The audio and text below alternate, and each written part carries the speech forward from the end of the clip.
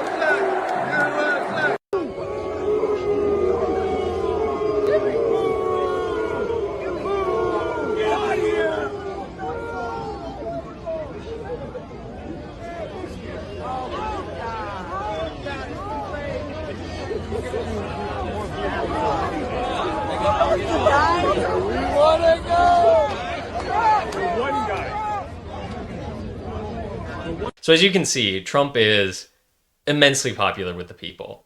They have people cheering, they want to see him, then even the USA chant, proving that there's a connection between Trump and patriotism. There's a pride in the country that comes with Donald Trump, and a clear support of American patriotism, waving the flag, cheering USA, versus Walz, who gets actively booed. Now, it's not a large amount of people that are booing him, but still, it's pretty publicly humiliating that it's happening.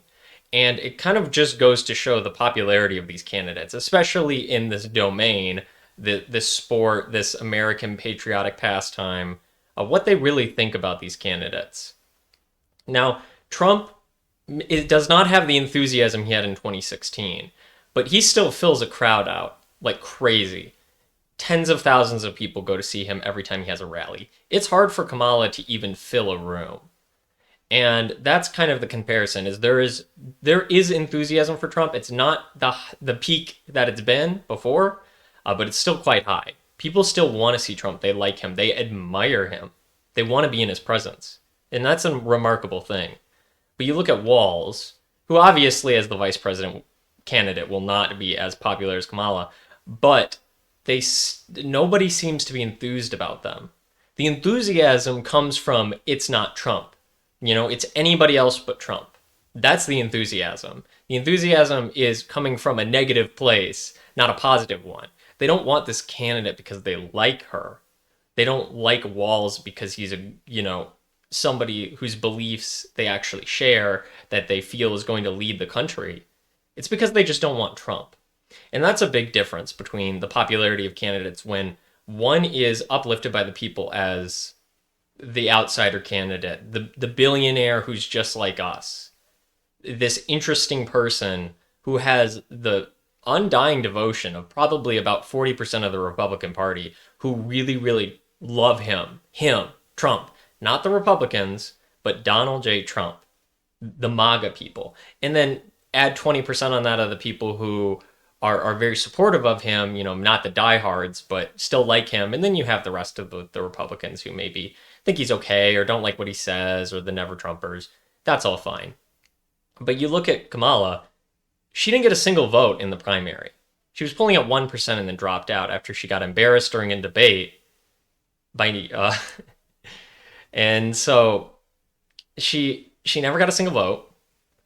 She was basically picked for her ethnicity and gender to run with Biden, not because of her policies or her belief or her character. It's clearly the case. And then she gets coronated, again, without a single vote to be this candidate. And so the party is what people are voting for. They're voting for the Democratic Party, shares their ideals. They're not voting for the person. That's very clear. And so the person doesn't matter. They're an empty suit that can be changed out on a whim. Obviously, because they switched out Biden for Kamala and nobody cared, right? There was no upheaval. There was no complaint. There was no, let us vote again. Nope, they just, whoever fills the role of the Democratic candidate, is who we want. And I think that is very apparent from these clips, is that and not just this one, but you look at the rallies, the difference in the size, the scale, the amount of people who want to go and see them. It's not about the person on the Democratic side, it seems. And a lot of Republicans will vote Republican because they will too. It's not about the candidate. And that's been the case for a long time for both parties. But there's something about Trump that people like. They like that it's Trump. It may not be everybody, but there's people who like him. Not many people like Kamala just because she's Kamala. It's the support is very inorganic, and it's being propped up by the media, and they're saying, oh, well, she's so great, and we love her, and we're so lucky to have her. She's the best candidate we ever could have had, ever could have hoped for. It's like, nobody actually thinks that. Nobody actually 100% wants to throw Kamala in and like all their support behind her, and she's the one, and finally, it's all like things that don't matter to the character of the person or the policy, right? It's, oh, she's just an amazing Democrat. Okay. She's a woman. What does that have to do with anything?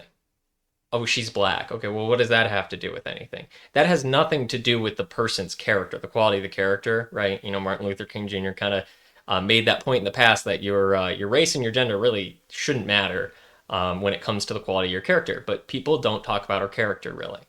They don't say she's like this amazing person. They say she's better than Trump.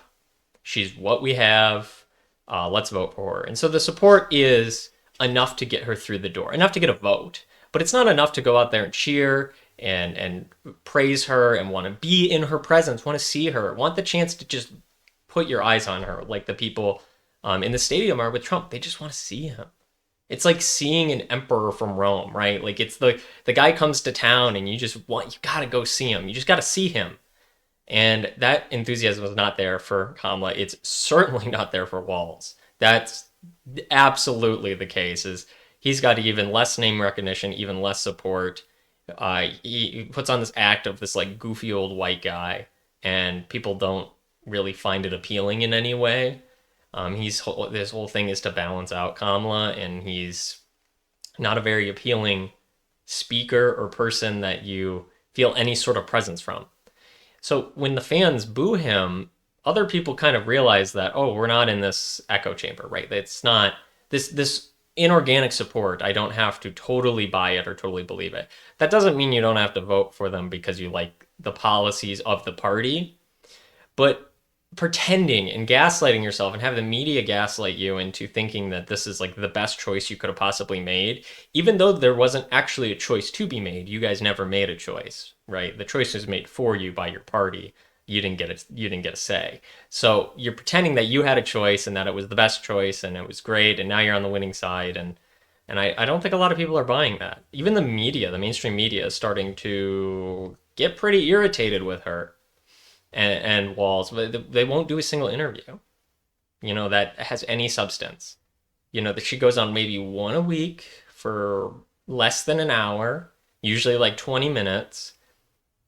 It's very contained. She doesn't get pressed much. It's on very, very friendly networks and terms. And a lot of times she just has a teleprompter.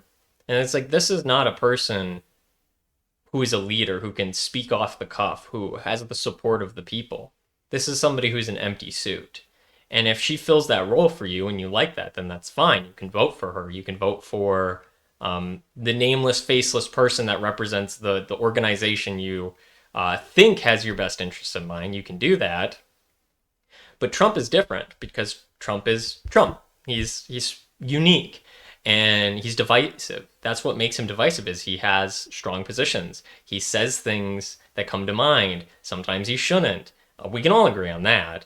But he has his great moments and his bad moments in that, but he's organic. He seems more natural to people, more real, because he messes up. He allows himself to mess up.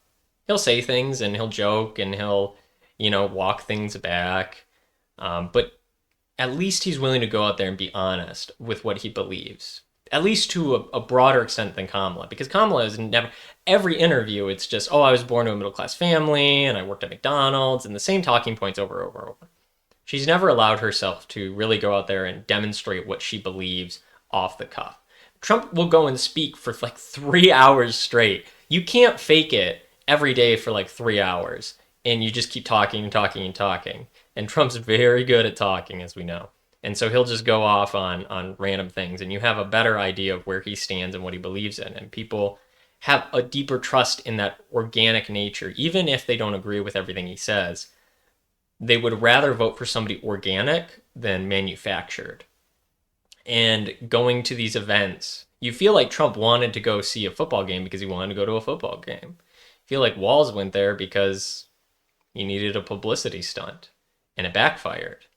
And these clips keep getting shown more and more, and every time they try to step out to do a very organized, boxed, controlled event, and it goes poorly, they don't want to do it anymore.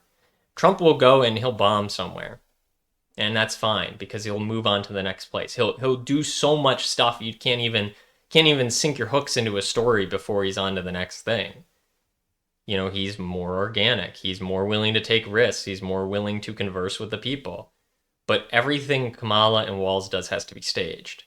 And when it's not staged, nobody shows up or they get booed like this. Now, that doesn't mean that they're going to lose the election. That's not the number one indicator, right? This is all circumstantial, kind of just fair. You know, we can talk about it and say that this is an indication of something, but it's not a definitive proof or a poll, if you even believe those. But it shows that people are willing to publicly denounce Walz and Kamala. And a lot of people love the energy that Trump brings. And I think that if he can maintain that energy, if he can build that energy, if he can just be more public than she allows herself to be, he'll win. But if Kamala decides to come out and just be honest, be more organic, talk about what you believe in, go on a podcast, any podcast, where you're not given the answers, you're not given help by the moderators. In fact, there's not a moderator. There's just a 28-year-old woman or man or whoever, who started a podcast asking you questions that come right off the top of their head. If you can't answer those questions, then how can the American people trust you? But she won't do that. But if she did, I think she would gain a lot more support. She would seem more organic and more natural, but for some reason she doesn't do it. And that makes people think that it's because she can't. And I think it's because she can't. And I think Trump goes on these podcasts because he can. He can talk to anybody for hours on end. And I'm sure he has things he keeps to himself, like every candidate. There's positions you don't want to talk about or don't want to go into. But we know a lot more about Trump than we do about Kamala. And they're hoping that you just keep that mentality of, I'm going to vote for somebody who isn't Trump, and I'm enthused to not vote for Trump. And that's going to carry them to the election and to the victory.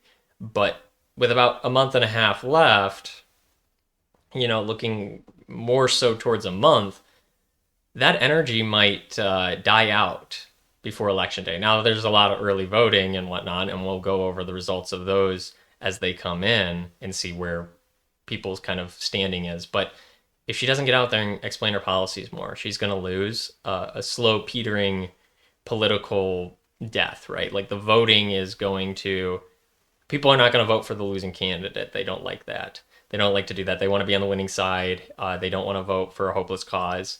And the more and more she hides, the less things Walz and hers do publicly, the more people are going to forget about them, never learn anything about their policies, which they haven't done a good job of explaining. And then the enthusiasm is going to die out. And even that mentality of I want to vote against Trump, that enthusiasm will just die, and they'll wake up and they'll say, do I really want to drive to the polls? I don't really care about them that much. There's nothing about the candidate I like. So that's how this probably will end. Trump will win through having slightly more enthusiasm, having more support, having people who want to vote for him versus wanting to vote against somebody else. So that's my thoughts on this. I think it's interesting. I love seeing clips like this. Obviously, this doesn't represent everything as a whole, and it's a little silly, and but it's interesting to see what real people post and what real people think. So now that you've heard what I think, please make sure you like, share, subscribe. Let me know what you think down below, and I'll see you in the next one.